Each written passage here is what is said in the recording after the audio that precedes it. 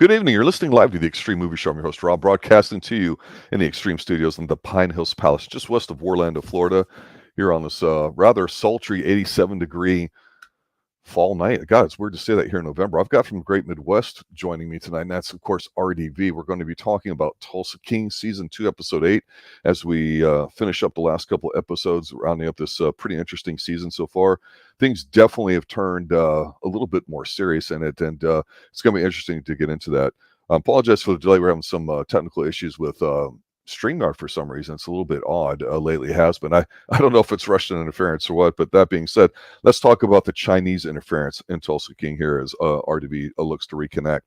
So this episode here starts off just kind of recapping what's going on in the past few episodes, and we know that Tyson's been deciding to do things his own way, as well as several other characters. And so it starts off, and I think, RDV, are you there with us now? Yeah, I'm muted. Yeah. Right. Gotcha.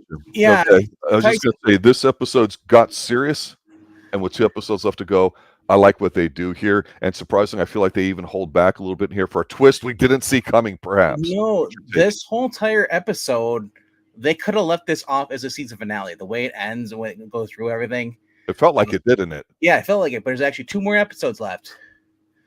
And Tyson's on a Gen Z or that crap. Tyson's probably around my age, the actor and stuff. So I was referring to other reasons why we've been late, sir. Oh, why we're late? Oh, no. We're never late. Morocco knows what I'm saying. Ron is just early, that's all. Anyway, so no, Tyson has been he's selfish, and he got called out. It starts off at the very beginning. We got Dwight. We got the whole family. They're in the casino, the bar, and they're sitting down, and they're pretty much he's like, and Dwight says, like, dude, you're lucky. You are so fucking lucky. If this would have been 30 years ago, you would have had cement shoes. Pretty much, you'd be dead because you betrayed the family. But you're lucky though, because I said we're a family. We're not going to kill you, because Tyson's like, well, because I like this response. Oh, so what? Is that amount of family? Shut the fuck up, Tyson. At this point, you caused a gang war because your stupidness. It's just like I just wanted to smack myself because like I hate that kind of attitude he's gotten over the season, And I'm not going to blame Dwight for it. If anything, grown ass young man. No, he's a grown man, So yeah, it's a tight. So basically, they tell him, even Mitch is like, says you're selfish, you're an idiot. He's like, we told you not to do this. The emotions run with you, and and so Dwight says, no, we're not gonna kill you. You're not gonna bump you off. You're family. Like I said, we're all family here, but you can't do stupid shit like this where you put your family in danger, because your choice is put us in harm's way. And Dwight's pissed because now he's got to tell his daughter to leave. Yes. He has a talk with her, and this is a very emotional scene for him. He even sheds a little tear and stuff because he's like, I don't want you to leave, and I don't want you. Biggest thing is I don't want you to hate me, And his daughter, she's like, Tina is like, it's like, I don't hate you. It's just like, I love you. It hurts so much. Yeah, it hurts so much. I know, because I see the good in you, And you do this. It's like, so she goes back to New York with the kids. His sister stays behind, and the most heart-wrenching thing is that his daughter leaves without him even knowing. He knows she's gonna leave, but he doesn't get he wanted to say goodbye. So she took him literally. She went out the next day. Yeah. So at the advice of his sister. Yeah. So let me ask you something about Tyson, though. We'll talk more about other characters in here and how their arcs are slowly changing because of who they are personality-wise. That's one of the strengths of the show. When I'm looking at Tyson, the one observation that I make about him and his family is I like his family, his mother and father. It's old school. It's a strong family bond. The problem I'm trying to reconcile as a viewer here is that I don't see where his parents did anything at all to not raise a good son. And sometimes I think a parent will sit there and say you can do everything the right way and not spoil your kid or spoil them, and they're still going to turn out bad. Because Tyson's obviously looking like he's already said in the past few episodes and really for the 2 seasons, hey, I want to be like you, like you're filling the void. And it's like, I get that Manfredi doesn't really want to, be that guy, but he understands that's the situation, so he's keeping an eye on him. But I think him and his father understand each other, and it's like I almost think if they got into a room together, they'd be like, Tyson, what the fuck are you doing? Because Tyson, I don't understand how we got to the point where he was at with such a solid family. Tyson lives in a fantasy world. He thinks he doesn't understand that this is actually like life or death, and your actions have consequences. Before, he skirted by living with his parents. But we don't ever see how he got that. That's just how he was beginning of season 1, right? And he was a likable guy. And then your point is he lives in reality. I think it's a great comment because I go, God, how did he get that way when he's got such a strong family? He's not from the mean streets. He's not broken down. He's had every working class opportunity to just not be a complete loser like he is. The reason that is because some kids are still kids until they're like 30, until you actually are a man, you have your own place, you actually have to pay bills. Tyson. Yeah, and Tyson, the way he talks, he's in that world. He's like, "Oh, my dad, you don't understand. I'm a made man now." He's like, "Oh no, you're not. You're a driver. If anything else, you're not a gangster." And even Dwight said, "You're not a freaking gangster. You haven't done anything wrong." Until now, he nearly killed a guy because at the end of the last episode, he was gonna pull the trigger, but the other guy, Frank Grillo's character is one of his right hand man, basically. This guy comes out and sees him, races. We saw him. He drives up, and then Tyson shoots back, puts 2 in the guy's shoulder. The guy crashes. Turns out the guy survives. So now they don't know who it was, but they figure it's probably Dwight. And so they put a hit out. Frank goes like I regrettably puts a hit out because he doesn't want a gang war. He doesn't want this crap. But he's not going to let it stand. He's pissed because he's got to hang in the hospital. And everybody's going to get his case. And he even has a guy questioning him. He tells him to shut up. And so these guys get this car. They stake out Dwight's place.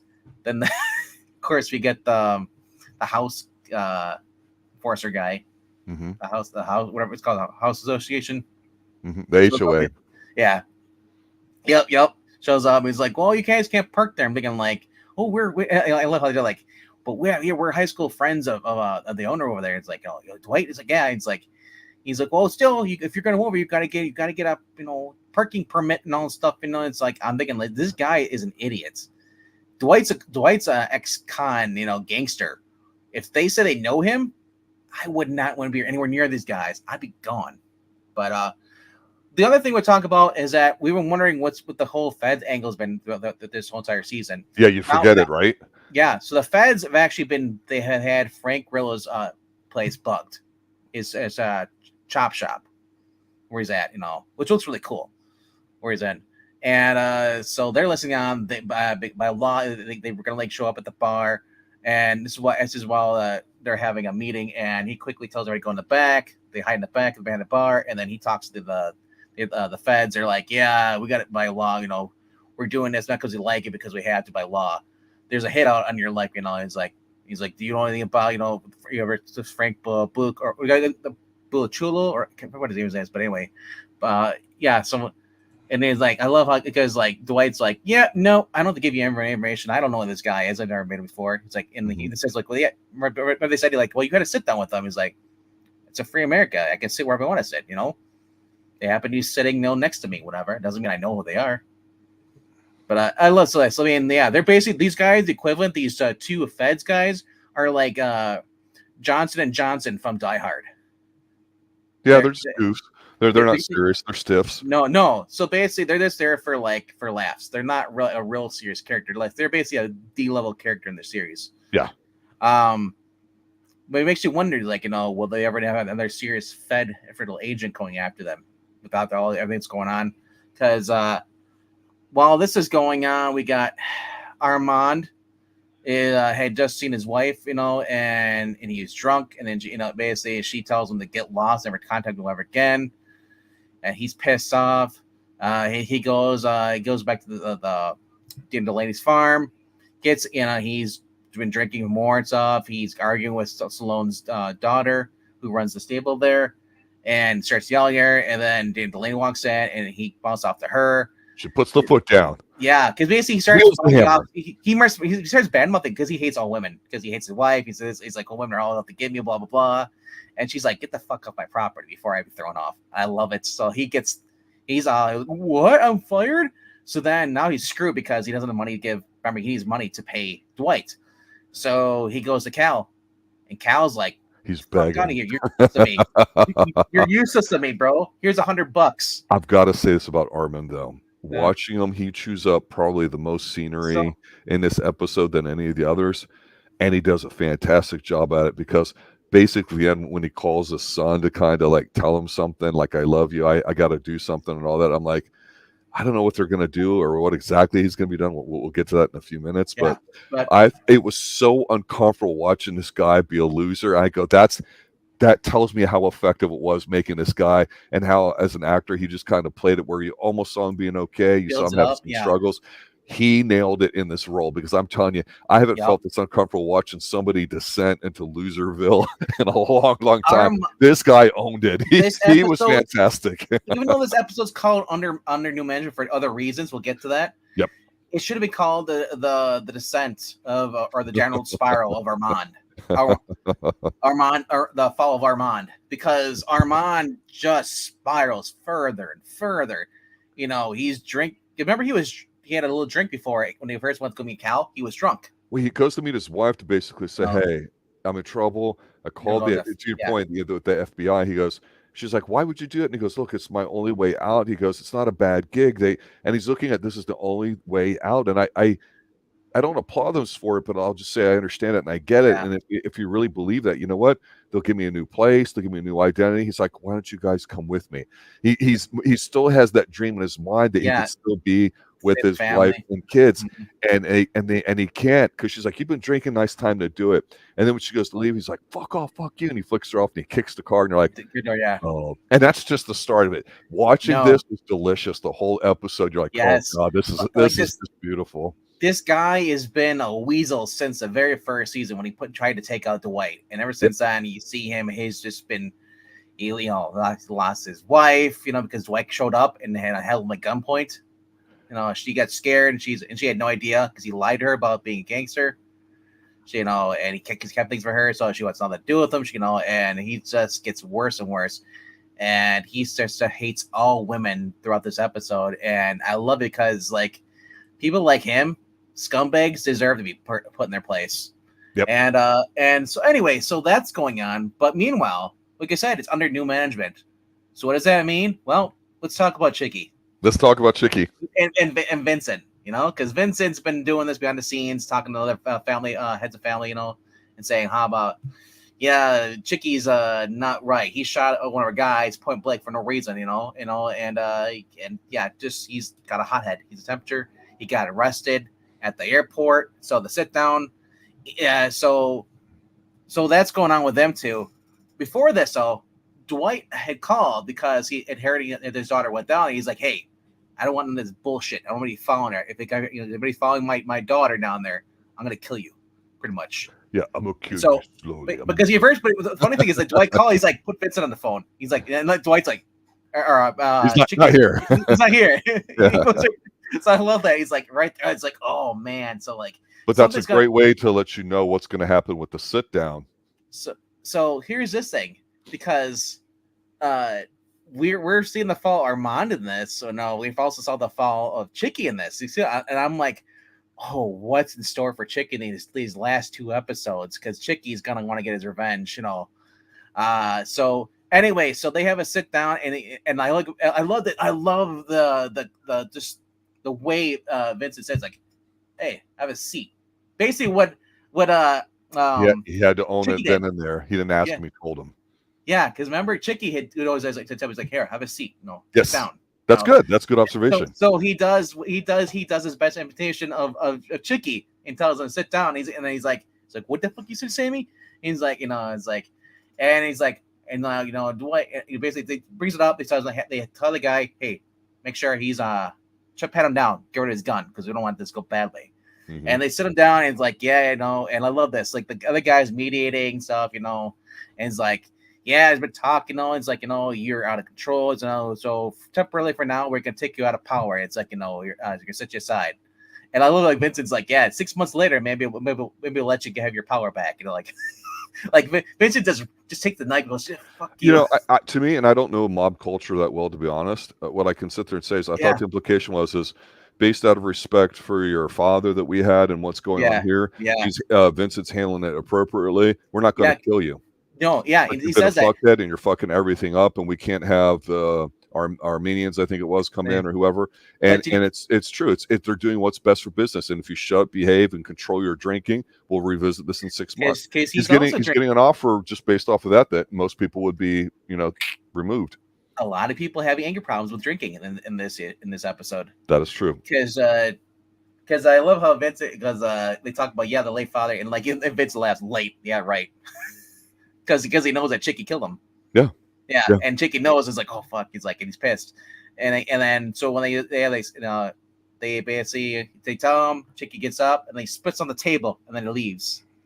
And like, you know he's gonna be back, and he's gonna start taking out some people. I can't for 2 seasons now, but saying this dude's a badass, but we're not seeing it yet. I'm feeling it. I would just want to see him erupt.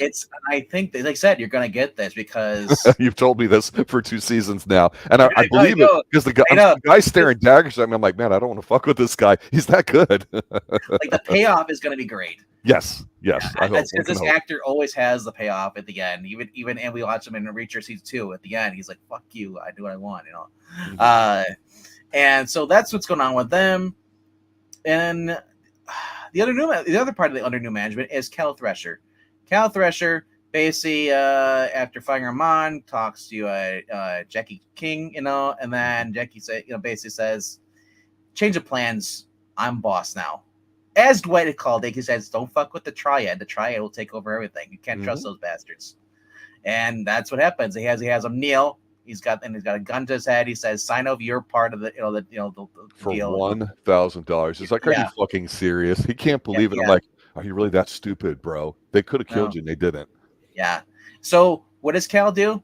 Cal gets up after he signs. He throws paper to the ground. He's like, "Fuck off!" I like that. That was funny. I was like, "There you go, Cal." I was rooting for him in that instant. I had a face turn there. So he goes. What we thought. I told you that was going to happen.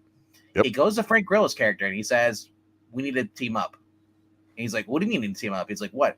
He's like, "Yeah, you know the whole thing with my partner. He's a fucking psychopath." And he's like, "Okay, how's that my problem?" He's the one that tried to bump up Dwight. And Frank gets pissed. He gets pissed and he's shitting in his pants because he kind of didn't want to do it. Yeah. And then when he did it, it didn't work. Now he's like, "Oh, fuck." This scene is worth it if you're watching all of season 2 thinking there's some goofs or it's kind of lighthearted, because at this point here they're looking at each other, and the best thing that Cal's saying to him is like, "No, you don't." Frank Grillo's like, "It doesn't matter, guy's small time, he's a loser." He's like, "He's not a loser, he's a psychopath, you don't understand." And Cal's basically saying, "No, we have to take this threat seriously because he wants everything." Yes. He's like, he's not gonna stop here. So that's going on with them, you know. And of course, Frank Grillo is pissed off because I just made a move against Dwight because your guys started the whole fucking war. No, he's pissed. He's pissed. And then of course we have Frank. This is right after Frank Grillo had basically sent his men out to put a hit out, and all of known associates of Dwight. And as Bodie and Jimmy were basically closing up shop, they told everybody to get out of there because they don't want they didn't want to stay there in case somebody does get drive by. They close up shop as they're coming out. That same car pulls up, the one that was looking for Dwight. This guy goes out here and shoots Jimmy in the stomach. As Jimmy tries to return. Not really much of a drive-by by drive-by standards. Yeah, but I mean, it was like Jimmy is like he didn't have a chance to really get some. He got 2 shots off, but he didn't hit anybody. He was a bad shot. Grace, who actually is the best shot, as he said in this episode, was not there. I'm looking forward to seeing her role expand. Yeah, because honestly, if she takes over like the wind farm and all that stuff, that stuff. That's what like I said. She is one of I love that about this series. There's character growth in this. Everything. Vincent was just a regular secondhand man, or Nina. He was a peon. Gracie, another thing. Armand, Armand, because Armand, he has one of the most interesting character growth because we knew from right then he was an asshole. And not But loyal. no, not loyal. But Dwight kept him around instead of killing him. He basically had him pay him money. Otherwise, Dwight would kill him. And I'm thinking, like, Dwight, you should have just killed him instead of just having him pay you money because he knew he was going to bite you in the back. And it's funny about that. Speaking about that, because remember Armand told his son, your past will always come up to bite you in your ass. Yeah. Dwight, your past is coming to bite you in your ass because after they all leave the casino and they're closing up shop, and it's just goodies left over in there. He's putting the money away, closing up shop. Who walks in? Armand with a gun and robs him. This was Armand. Can you hear that, RDV? What am I doing? I am clapping. This was a great scene, and it was a great way to end the episode because they're trying to take about $500,000 cash and give it to all that. Armand, just thank you, good job. This is entertaining. And honestly, I thought when he said, because Armand goes up and he's like fuck you and fuck Dwight, and I thought he was gonna shoot Goody. It's more interesting that he doesn't, because I thought he should have. It would be smart if he didn't, right? Because that's again, he's an idiot. He's not thinking straight. He's drunk. Exactly. No, and he says you're gonna get skinned alive for this. You're gonna die the most painful death. And he warns him, don't do this. You don't be stupid. Because Goody would have let it slide if he wouldn't have stolen. If he would have left, I guarantee Goody would not have basically said anything to White probably at all. Because Goody is a nice guy, actually. That's why I call him Goody. Well, also, you don't know how loyal he's going to be, but he seemed to be that way where Armand isn't. So I think what you have is you have two people in the group that are just examples of being having a second chance. Really, you got a chance to be loyal. Where so far Goody's doing it, and you have a chance to do it. And well, Armand, you just showed your true colors that you can't change. And we're seeing somebody young. Actually a third person in Tyson that you're going, well, you've got opportunities to pick either path. And so that's kind of the whole dynamic about it that's really fleshed out here. The secondary characters, not so much. Maybe next season a little bit, some of them. But yeah, him coming in with the gun and even as far as the warning shot, I'm like, man, this guy really nailed it. Because the scene before where he's calling the son and leaving a voicemail on it, you go, there's a fleeting thought of self-harm, because I don't want to say the S word. Yeah, I thought because I thought there's something I've got to do, and I'm like, are you going to whack yourself right here in the car under this overpass where nobody's around? So I wasn't thinking that. I thought because when you see him going with the gun, I thought that Goody's going to shoot him. They're both going to shoot each other. Right. Both die. And sometimes when I look at that, since we've only got 2 more episodes left, where I go, it's a convenient way to remove people from the writing so you can follow other people's arcs and not deal with stuff. Because juggling would be my only fault of this series, is that while I don't dislike them, I'm not going to like every one of them, and I could care less about a lot of them for most of the time that we do see them. But sometimes some of them have really good arcs and they're there. So that's the positive and negative about these really big types of casts that you have, even though Stallone thankfully is the centerpiece of, which I think is what you have to have. So here again with Armand, when he takes the money and then he just leaves, I'm like, okay, he's not dead. This guy did a good job. I'm interested in seeing how he's going to get fucked now. I'm interested in, I'd forgotten Stallone's daughter, the one that was the barista in season 1, that's now the hand. She now gets promoted to his position to do it. That's going to become more significant. Yeah. The other thing, the last thing I mentioned that actually happened in this episode is that while Tyson was visiting his dad asked him, "Where'd you go last night? I called you, you didn't answer." And Tyson tried to bullshit him, and he lied to him. He lied to his father. And he called his dad, called him right away. He's like, "Dude, I heard everything pretty much most. It's like, don't lie to me, boy."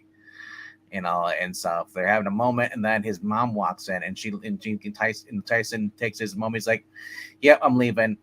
So then after Tyson kind of leaves, the dad notices, like, what the hell's going on? You almost lost me, and then she's like, I'm about to lose my son. He's like, and or he's like, basically he's telling his old lady, he's like, dude, like if you almost lost me, you don't want to lose our son too, like whatever, all your grievances should be short. But she's like, well, I think we already lost our son. I'm like, that's not the attitude. You don't give up on family. Sorry. I understand it. I appreciate it because she's, again, mothers run the households, right? And so trying to be positive, she's not trying to be negative. She's saying, you know what, this is what I think is, and you know what, she's right. She is.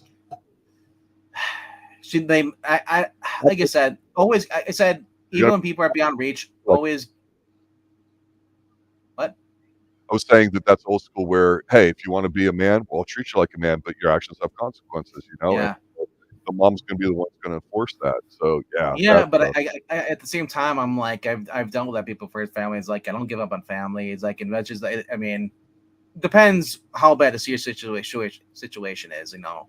He's not, like I said, you still want to. do we want Tyson to be a good guy? I want Tyson to not get killed. That's what I think, because I think it will just cause Dwight more problems. Everything, because his mom knows a lot. She You knows reap what you sow, and that's Yeah. what the mom. That's what the mom. I think also at the end of the day, that's what the mom's going to be content with, because she knows in her power in her household they've done everything right, and all the scenes they've shown with the father being a hard worker, with the loyalty they've had to the people in their neighborhood that have kind of been there all along, the customers and all that too. I think it's a nice little subplot too. And I'm not saying I feel sorry for the father, but they all understand it. But they're different relationships, right? A mom has a different relationship with the child than the father. So with Mitch, as Mitch and Tyson went to the car dealership, and they're like, "Well, we need a new vehicle." It's like, what's wrong with the Cadillac? That was nice. Yeah, so they're like, "Yeah, they got to Escalade." Yeah. Yep. Because the Tahoe has got. He's like, "Oh, it's got pull holes in it." It's. Ever driven in the Cadillac? I've never driven a Cadillac. I don't need a boat.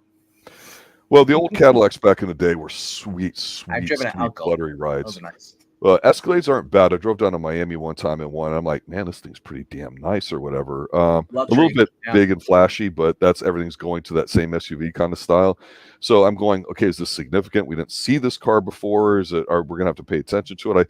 I couldn't tell, when we were doing it, but we always forget that the whole angle with Mitch and all them is to basically use the car center as a front for what they're going to be doing, which of course they set up in one season what they're going to use in the next. So we got the windmills a little bit here. Now we'll have the car thing in season 3. I wonder, like I said, season 3, once they get the car dealership and all that stuff, I wonder if Mitch will hire on Tyson as working sales. I don't think Tyson's going to be part of the group. I think he'll be alive, but he won't. But I mean, we'll make predictions later. But I can't see him because Tyson's a coward. He's fake tough. You can't be fake tough in that. Remember what you described with the scene before where he sat out there like he was going to kill somebody? He got shot at first, and then he returned fire. That's not tough. That's fake tough. Yeah. So I'm curious to see when he goes to explain it, if he explains it truthfully or not, because I don't think he will. He does, like I said, he's not reliable. He's not trustworthy. Yeah. If anything, if Dwight's smart, he'll keep somebody with him, and I think that's why Mitch was with him when they went to go get a new vehicle. You're right, absolutely, 100% right. He's got to. Because like I can't trust him anymore because he does stupid things like this. And honestly, I think that's gonna be a thing. It's like Dwight's gonna be like it's gonna be a drift. It's gonna cause a rift. Dwight, it's gonna be like, I can't trust you to do something stupid until you prove to me that you're not an idiot. Sorry, you need a chaperone. Eventually come out of that. Like I said, I got a feeling that Tyson will do a heel turn. He's got to. He has to at this point because he reminds me of he's the guy who thinks he's the boss, and now he wants to be the boss, like the Tony Montana rise to power. That's exactly right. Yeah, he's not getting it at all. No, where Dwight's the old guy who gets killed by Scarface. Yeah. One of the things that I don't think's been present in season 2, which I thought we might get a little taste of. I think when season 1 came out, it was like post-COVID, or maybe it was shot and it got delayed. I don't know the specifics, but the one thing I recall Stallone saying as an actor that he was really interested in doing something on TV, and he liked the role, and he's involved, and he's got a producer credit, so I'm sure he's involved in it. He's got his daughter in it. So I like what this is. It's probably 2 months out of the year in his schedule, and he can do what he wants. So he doesn't have to do stuff. So I love Stallone. I think he acted really great in this episode. A lot of great range in this episode for him. And I'm wondering, as a writer, though, obviously you have an idea of what you can do for multiple seasons, depending on if you get renewed, because everybody's salaries goes up and the budget and everything. Yeah. But what I'm wondering is okay, there was a line in here where he's talking to his daughter, and we mentioned that at the beginning of the stream about, I see the good in you and this and that, or there is something here as a character and as a person that I go, what's the legacy going to be here? Is it going to be where, his family ends up running the family business that he creates and they get pulled into it slowly because they end up being the only people he can trust? Yeah. Is it going to be some of the people in the group that we may not see as a leader that show up? There's got to be, I feel like, some tease of the end game of what this show is going to be. I'm wondering, so we can watch that develop. With Chicky being on the outside now, not being in charge, I wonder if he'll team up with Manfredi, maybe? No, I can't see that. Don't get that. Or do you think that he'll try to do something to fuck over Manfredi, like to go after his daughter? Chicky's got an ego, so it's hard to say because a part of me goes, we can't take the triads being serious, even though what they've done is serious. I thought the triads need to get more muscle. I thought, well, Manfredi's available. Give him an excuse to get out there finally after 2 seasons. Seriously. Well, what you're going to see is, I imagine you're probably going to see Cal Thresher and Frank Grillo ruckily teaming up with Dwight. Yeah. I honestly thought for a while during this episode that we would see Cal go to Dwight and then find out what was going on, not the way that it happened. I thought that would have been interesting because I said they were really great. I thought having chemistry together. But the problem is right now is that if Jimmy dies, yes, that's gone. Yes, because Jimmy got a horrible gut shot, and Bodie called him. Called Dwight first. Hopefully he survives, but that's nasty when you get shot in the gut. Oh yeah, that's not good. No, never good. You don't always survive that. Other observations for the episode. What's it going to do in the next 2 episodes? You think? Where's it going? Well, obviously with the triads, the next episode I believe is called Triad. Okay. And I'm wondering if that's going to be like a flashback to the. If they do that, I don't think they'll do it or not. But it basically him coming to America, or whatever, like the guy, and just basically setting up the stuff throughout. Or I think they'll ignore that because sometimes they do that. Like when they have a villain, like they have to give him a flashback. His is his story. So you have a little quick 30-minute, 15-minute. This is who he is. This is how he got here. Now, or him remembering something his father once said. Something they're going to introduce later. Mm-hmm. But as far as this, I think it's basically the next one's going to be the triads. Now because Cal's no longer with it, they're going to go after Dwight again. Because I think Dwight's going to retaliate, or something's going to happen. Well, they ammoed up and they're getting ready to go do a hit.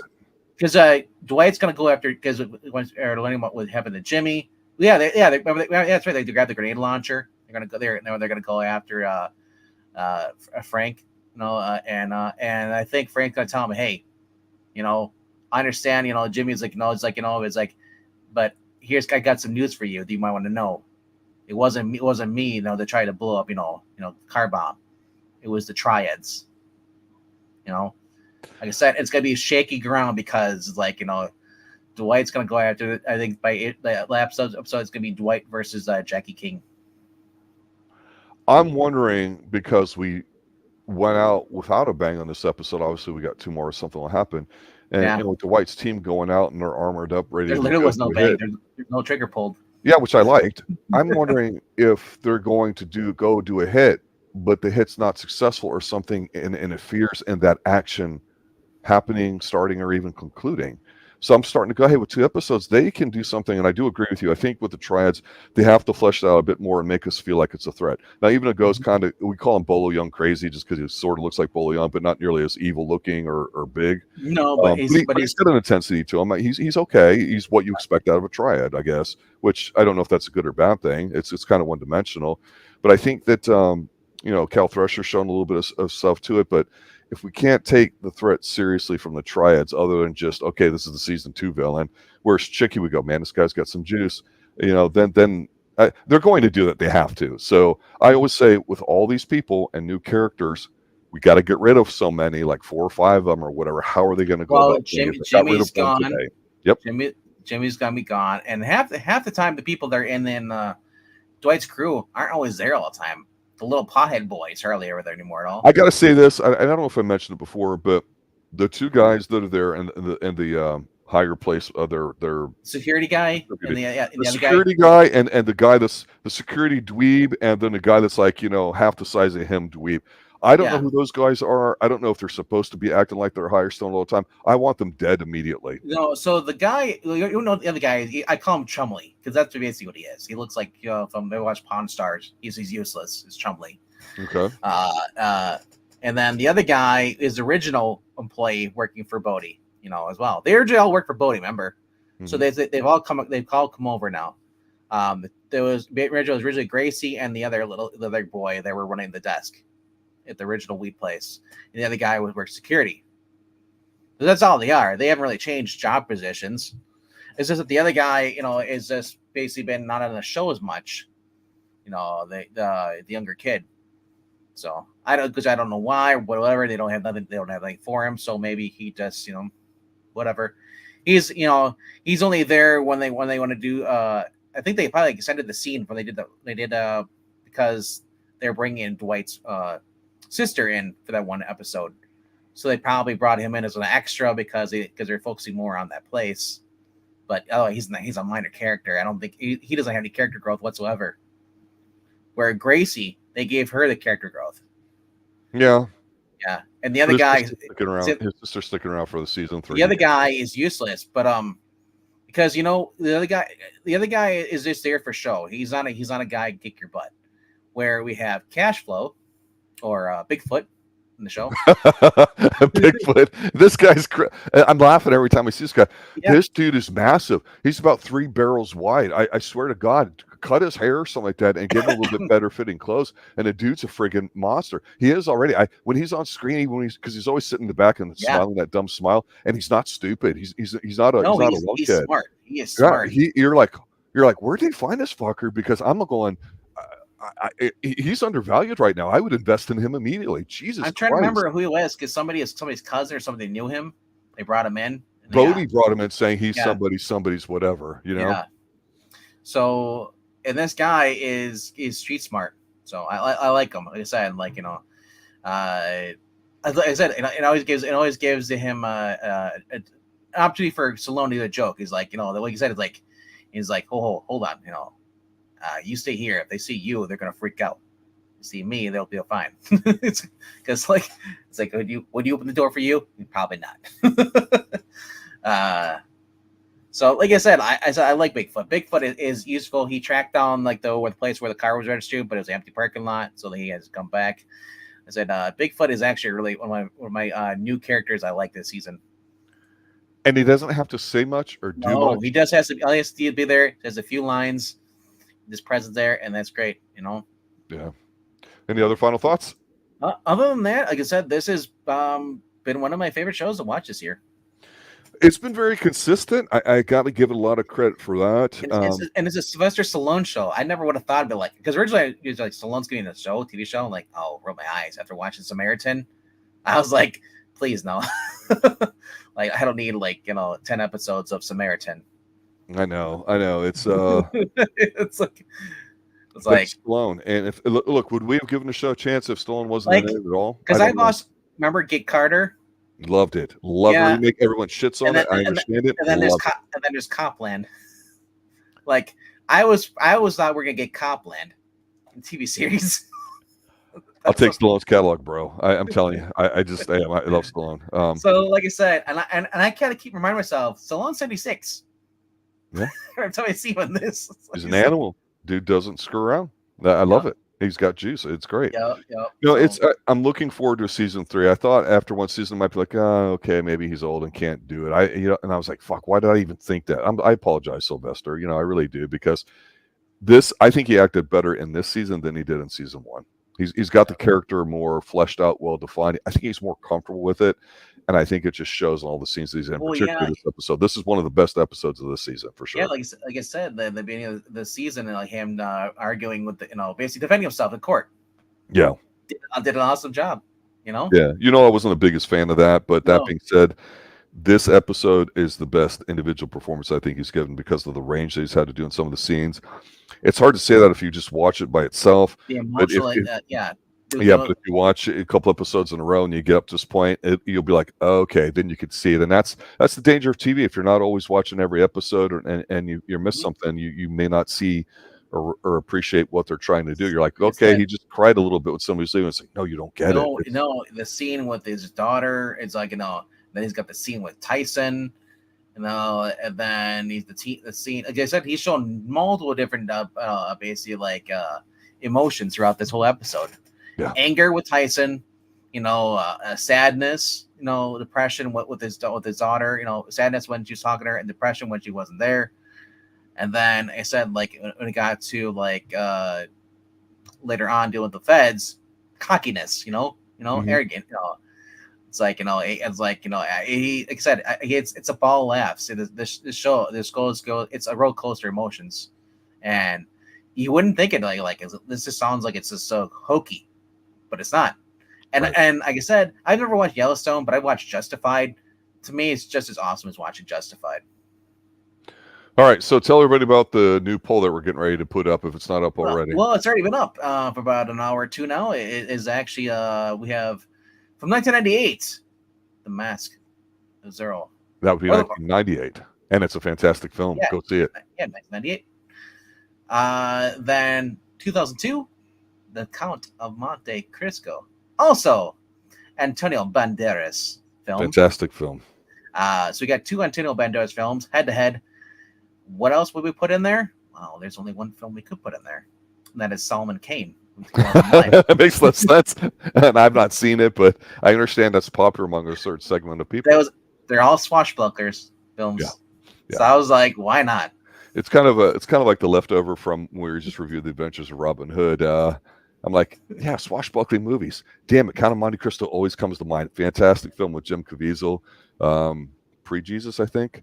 So yeah, check it out. No, they're all great films. I at least the first two are. Again, I don't know about Solomon Kane. We'll see what the audience wants us to review. I'm rooting for Zorro because I love Zorro.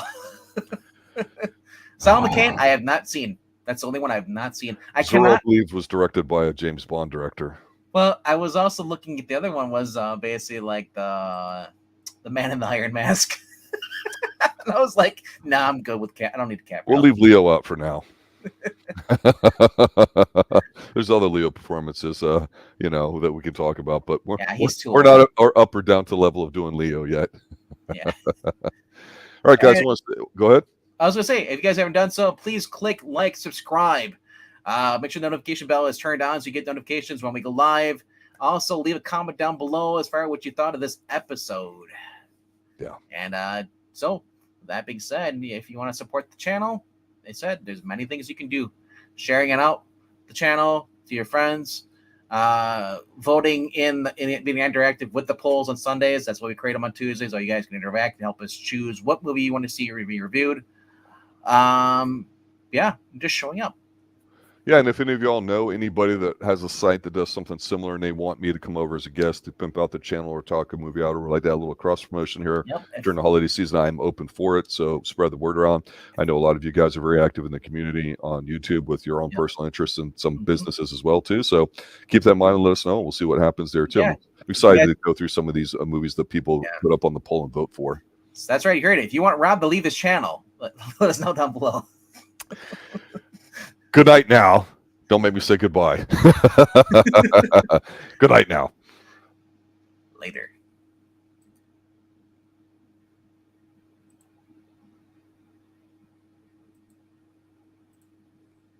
Come on.